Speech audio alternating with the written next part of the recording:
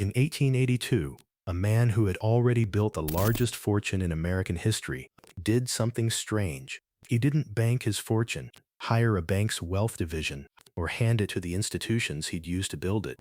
Instead, John the 500th, Rockefeller, built his own private financial institution, serving exactly one client, him and his descendants, forever. He called it Room 26, a floor in a New York office building, staffed entirely by people loyal to the family alone.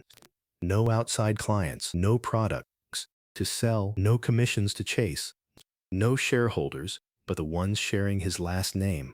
That decision quietly became the blueprint nearly every dynasty on earth would follow. Rothschild built something like it a generation earlier.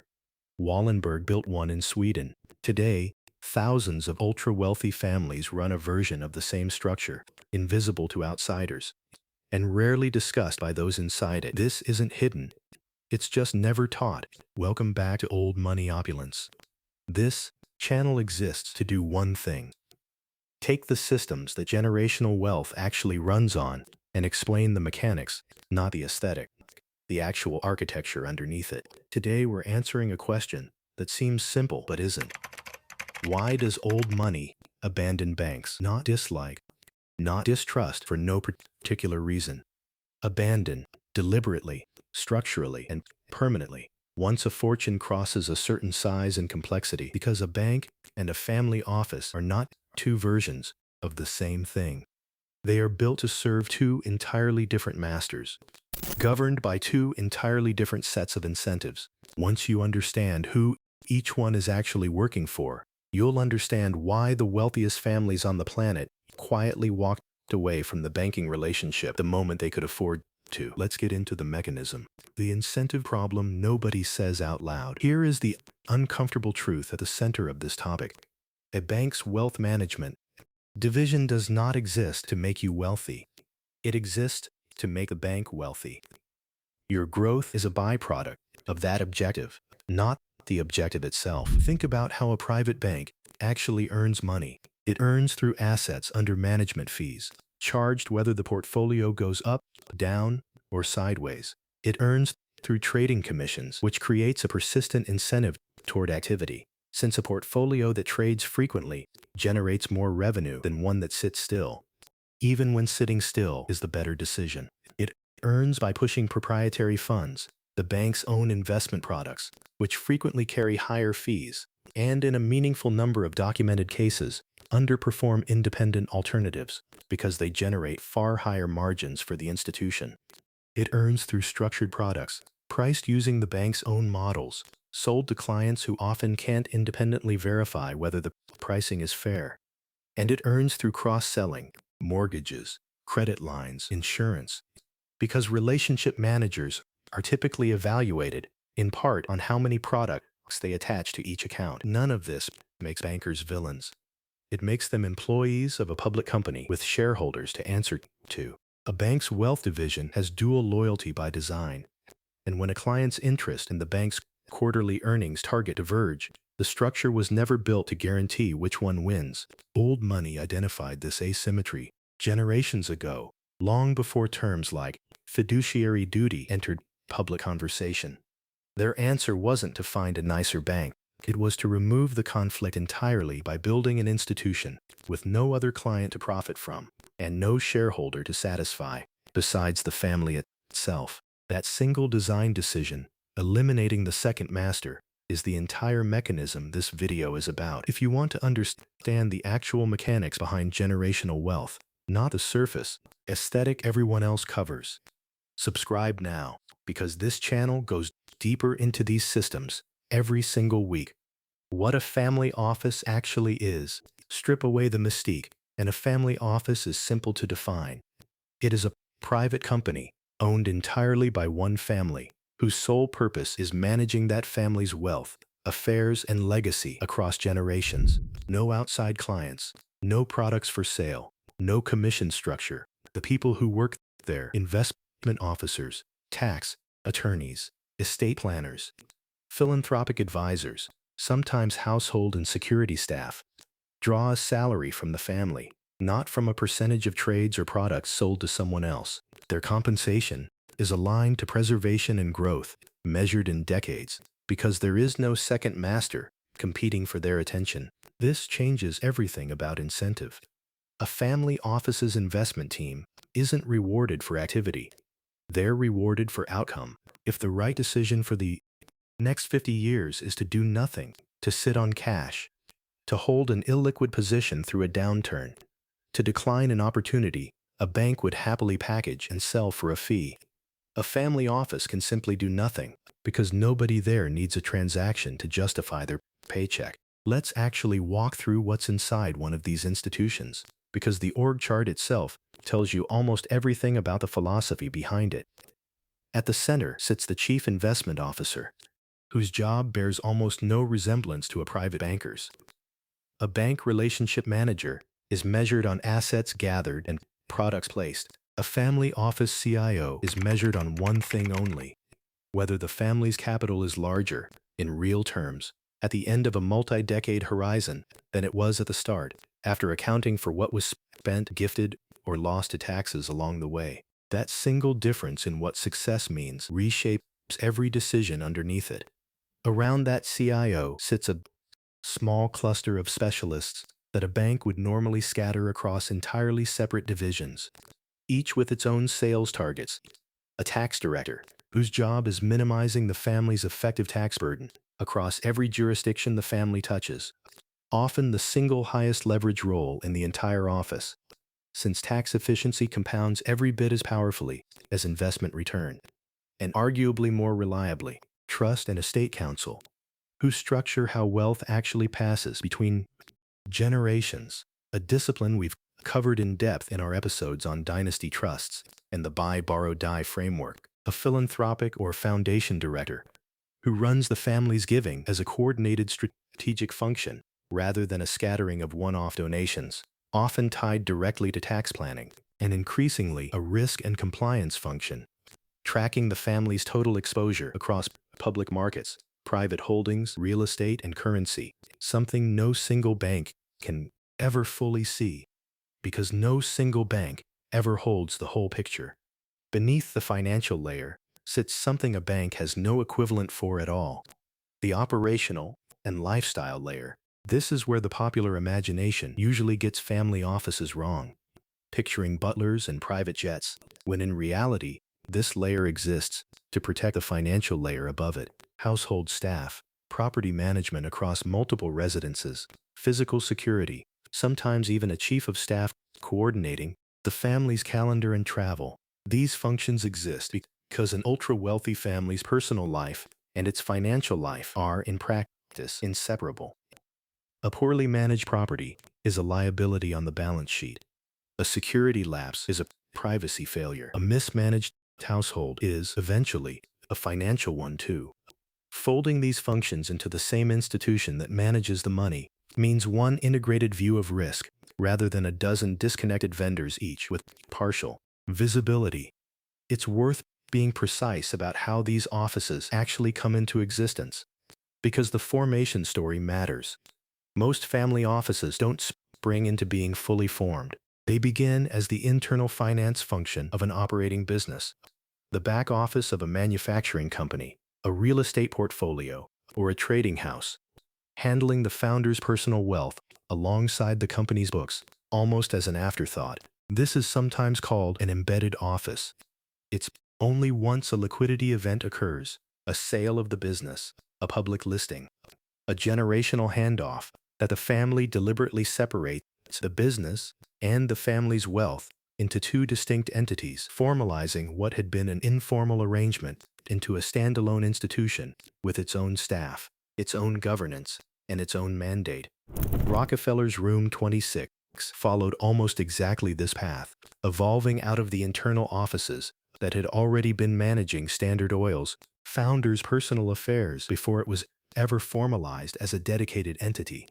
There are two dominant structures a family office eventually settles into. A single family office, or SFO, exists to serve exactly one family. The Rockefeller model, extraordinarily expensive to run, since every one of those specialist roles described above needs to be staffed, salaried, and retained regardless of how large or small the workload is in a given year. Industry estimates typically put the break-even threshold somewhere around $100 million in investable assets, often considerably higher once you account for full staffing across every function, though the exact figure is genuinely debated among practitioners and varies enormously by how many services are built in-house versus outsourced to specialist firms on retainer. A multifamily office, or MFO, serves a small number of families, usually a handful to a few dozen, sharing that same specialist infrastructure and its cost, while still operating without commission-based conflicts. A tax director, a CIO, and a trust counsel, who might sit idle half the year serving one family, can instead serve 8 or 10, with costs allocated proportionally to each family's assets.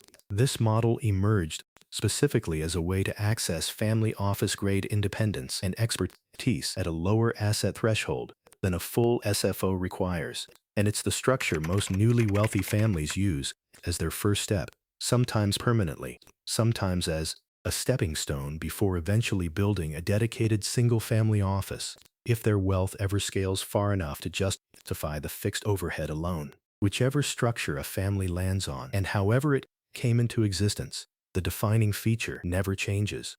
The institution answers to the family's balance sheet and its multi-generational objectives, not to a bank's quarterly income statement, the Rockefeller blueprint. Let's go back to room 26, because the founding logic still governs how family offices operate today. By the 1880s, Rockefeller's fortune from Standard Oil had grown so large and so complex, spanning oil infrastructure, real estate, industrial holdings, and a growing philanthropic operation, that no outside institution could manage it without creating conflicts of interest at nearly every turn. A bank managing Rockefeller's money was also, inevitably, a bank with lending relationships to Standard Oil's competitors, its own trading desk taking positions that might run against the family's interests, its own board answering to shareholders with no loyalty to the Rockefeller name or its century-scale time horizon. So the family internalized the function entirely. Room 26 handled investments, real estate, tax matters, philanthropic giving, and eventually household staffing and family governance. It answered to one name on the letterhead, and to the generations still to come. What's remarkable is what happened next. Room 26 didn't just manage the Mueller fortune. It began systematically training the next generation to eventually run it. A mechanism we've covered in our episode on how old money prepares children to inherit. The office became not just a financial vehicle, but an educational one, embedding the family's decision-making philosophy into every generation that passed through it. A bank cannot do this because a bank has no stake in who your children become. A family office, staffed by people whose careers are built around one family's continuity, has every incentive to. Rockefeller's structure eventually evolved into a formal multifamily office serving multiple branches of the extended family and other ultra-wealthy clients, one of the oldest continuously operating family offices in the world, still tracing its institutional memory back to that single room in 1882. The Rothschild family arrived at a similar architecture from a completely different direction, roughly a generation earlier, operating across 5 European capitals in the 19th century. The family needed a way to coordinate capital and decision-making across borders faster than any government or competing bank could manage. Long before modern communication existed, their internal family council functioned as an early distributed family office, capital moving through trusted family channels rather than through outside institutions who might leak information or misalign incentives. The Wallenberg family of Sweden adds a third data point. Rather than a single passive investment office, the family structured control through a foundation-based holding system, exercising concentrated, long-term influence over major Swedish industrial companies across generations. Different legal architecture, identical underlying logic, keep control internal, keep the time horizon multi-generational. 3 families, 3 centuries and countries apart. arriving independently at the same conclusion. At sufficient scale, outsourcing wealth management to an institution with competing loyalties becomes a structural liability, not a convenience.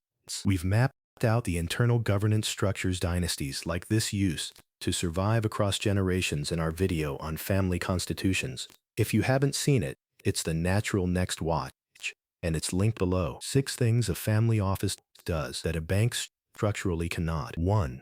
True fiduciary alignment.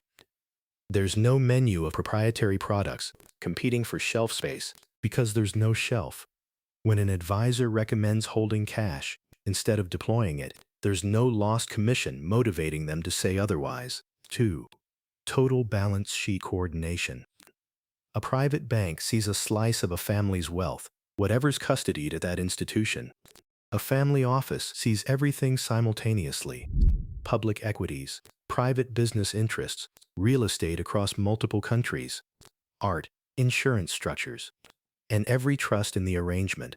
That comprehensive view allows tax and risk decisions to be made holistically instead of in silos, which matters enormously across jurisdictions. 3. Access to illiquid and off-market opportunity. Family offices frequently co-invest directly in private companies, real estate and infrastructure deals alongside other family offices. Deals that never reach a bank's retail platform because banks are built to distribute liquid, packageable products to many clients, not to hold concentrated, illiquid positions for one. This is part of the mechanism behind the boring investment philosophy we've covered before. Patient capital deployed into unglamorous, long-duration assets a bank platform isn't built to offer. 4. Multi-generational governance. Not just portfolio management. A family office typically administers the family constitution, runs family council meetings, manages next-generation education, and mediates disputes between branches. Functions no bank department is equipped to perform because a bank's relationship is with an account, not a bloodline. 5. Privacy and information control. Every additional external institution touching a family's affairs is another point of information leakage. A family office collapses that surface area to a small circle whose entire professional existence depends on discretion, reinforcing the confidentiality architecture we broke down in our episode on shelf companies and corporate privacy structures. 6. Continuity across the death of any single advisor or institution. Bankers move firms. Banks get acquired or collapse entirely. A family office is built to outlive any single employee, and its institutional memory, the reasoning behind decisions made decades earlier, is preserved internally rather than walking out the door when a relationship manager changes employers. There's a 7th worth naming briefly: crisis response. During severe market stress or institutional failure, a family office can move capital and make defensive decisions in hours, answering to nobody but the family. A bank client is one of thousands being triaged simultaneously, with no guarantee of priority. Taken together, these functions explain why family offices aren't simply private banking, but nicer. They're a different category of institution, built around loyalty to a bloodline instead of a client relationship that can be repriced or deprioritized at any time. The cost of independence. None of this is free, and old money doesn't pretend otherwise. The cost itself functions as part of what keeps this structure exclusive. Running a single family office typically costs somewhere around 1% of assets under management annually once you account for full staffing, investment officers, legal counsel, tax specialists, administrative support, though this varies enormously by how much is built in-house versus outsourced, and industry figures on this differ by methodology. On a $100 million fortune, that's roughly $1 million a year in fixed overhead before a single investment decision is made. This is precisely why family offices exist almost exclusively above a certain wealth threshold, and why the multifamily office emerged as an accessible middle tier, spreading that fixed cost across several fortunes instead of one. It's also why most even quite wealthy families never build one at all, and instead rely on an independent fee-only advisor who isn't a bank employee paired with careful vetting of exactly which institutions are allowed to touch which piece of the family's information. The economics only makes sense once the cost of independence becomes smaller than the cost of misaligned incentives, compounding silently over decades. For most families, that crossover point never arrives. For old money operating at scale, it arrived generations ago, and the structure built in response has never been dismantled since. If topics like this, the actual financial architecture behind generational wealth, rather than the aesthetic version, are useful to you, hit subscribe and turn on notifications, because we publish a new deep dive like this every week. The psychological dimension, control, not just cost. There's a layer to this decision that's rarely discussed, and it isn't financial at all. It's about control. A bank relationship, no matter how private or exclusive, is ultimately a customer relationship.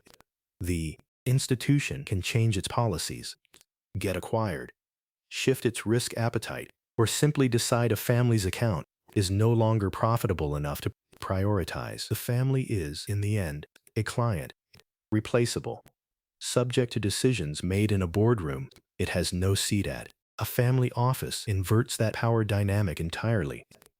The family isn't a client to be retained. The family is the employer. Every advisor exists because the family decided they should and can be replaced on the family's own terms. That's a fundamentally different relationship to one's own wealth. Authorship, not custodianship. This ties into a theme we've explored before: old money's obsession with control over visibility. A family office is, in many ways, the ultimate expression of the stealth wealth instinct.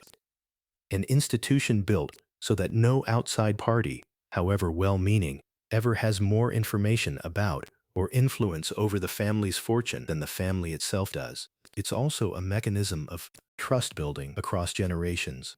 When an heir sees that the family's advisors have served 3 prior generations with total discretion and zero conflict of interest, that heir develops a different relationship to the family's wealth than one built through a rotating cast of bank relationship managers. There's a subtler benefit too: negotiating leverage born from patience.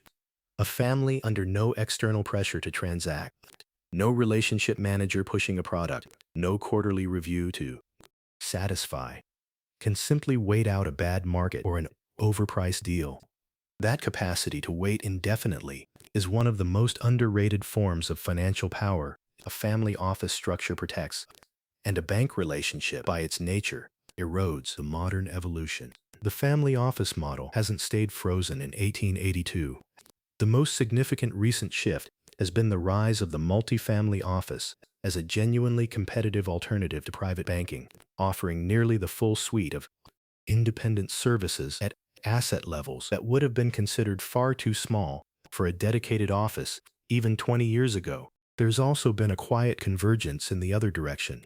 Some of the largest banks have built family office-style divisions internally, marketed with exactly that language, because sophisticated clients now demand it. The mechanism literate among old money treat this with appropriate skepticism. A bank-owned family office division still ultimately reports to the bank's shareholders, not the family, no matter what it's called on the letterhead. The structural conflict doesn't disappear because the marketing department renamed the department. What hasn't changed is the underlying principle established in Room 26 over a century ago. At sufficient scale, the only institution that can be fully trusted with a family's wealth is one the family itself owns outright. So the next time you hear that a fortune is managed privately, understand what that phrase is doing a lot of quiet work to conceal. It almost never means a friendly banker with a corner office. It means, more often than not, an entire private institution, built, staffed, and owned by one family, existing to make sure that family's wealth answers to nobody but itself. That's not secrecy for its own sake. It's the elimination of every conflict of interest a normal financial relationship would otherwise carry, generation after generation. This isn't hidden, it's just never taught.